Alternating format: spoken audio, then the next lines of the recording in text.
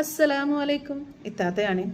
ഒരിക്കൽ റസൂൽ സല്ലല്ലാഹു അലൈഹി വസല്ലമയും അനുയായികളുമായി ഇരിക്കുന്ന വേളയിൽ അവരുടെ അരികിലൂടെ ഒരു അൻസ്വാരി സ്വഹാബി നനഞ്ഞ താടിയും ഇടത് കൈയിലെ ചെരുപ്പുമായിട്ട് പോകുന്നുണ്ടായിരുന്നു കേട്ടോ. അപ്പോൾ റസൂൽ സല്ലല്ലാഹു അലൈഹി വസല്ലമ അനുയായികളോട് പറഞ്ഞു, നിങ്ങൾ സ്വർഗവാസിയായ ആളെ കാണാൻ ആഗ്രഹമുണ്ടെങ്കിൽ ആ സ്വഹാബിയെ കാണുക, അദ്ദേഹം സ്വർഗവാസികളിൽ ഒരുവനാണ് എന്ന്. ഇത് കേട്ട അബ്ദുല്ലാഹിബിനു അമ്ര റളിയല്ലാഹു അൻഹു ഈ ഒരു പദവിയിലെത്താൻ അദ്ദേഹം എന്താണ് ചെയ്തത് എന്ന് അറിയാനായിട്ട് അദ്ദേഹത്തിൻ്റെ കൂടെ 3 ദിവസം താമസിച്ചു.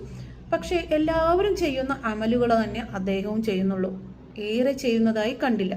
അപ്പോൾ അദ്ദേഹത്തോട് ചോദിച്ചു, താങ്കൾ ഈ ഒരു പദവി ലഭിക്കാൻ വേണ്ടി എന്താണ് ചെയ്തത് എന്ന്. അപ്പോൾ അദ്ദേഹം പറഞ്ഞു, ഞാനൊരു മനുഷ്യനെയും വേദനിപ്പിക്കാറില്ല, ഒരു മുസ്ലിമിനെയും വഞ്ചിക്കാറില്ല, അള്ളാഹു തന്ന അനുഗ്രഹത്തിൽ ആരെയും അസൂയപ്പെടാറില്ല. ഇതാണ് ഏറ്റവും വലിയ പോയിന്റ് കേട്ടോ. കാരണം അസൂയ എന്നുള്ളത് സ്വർഗപ്രവേശത്തിനുള്ള ഏറ്റവും വലിയ തടസ്സമാണ് എന്നുള്ളത് ഇതിലൂടെ നമുക്ക് മനസ്സിലാക്കാൻ കഴിയും.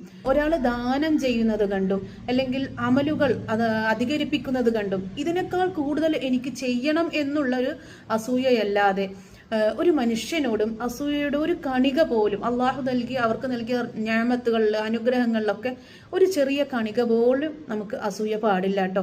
അസൂയ ഇല്ലാതെ മനസ്സാവണമെങ്കിൽ ഏതൊരു മനുഷ്യൻ നമ്മളോട് അവരുടെ അനുഗ്രഹത്തെക്കുറിച്ച് പറഞ്ഞാലും ആത്മാർത്ഥമായി അൽഹംദുലില്ലാ പറയുക, അവർക്ക് വേണ്ടി ദുആ ചെയ്യുക, അൽഹംദുലില്ലാ അള്ളാഹു ഈ നിഅമത്ത് നിങ്ങൾക്ക് നിലനിർത്തി തരട്ടെ എന്നുള്ളത്. അല്ലാതെ ഉള്ള അസൂയയെല്ലാം സ്വർഗപ്രവേശനത്തിന് തടസ്സമാണ് എന്ന് ചിന്തിക്കുക.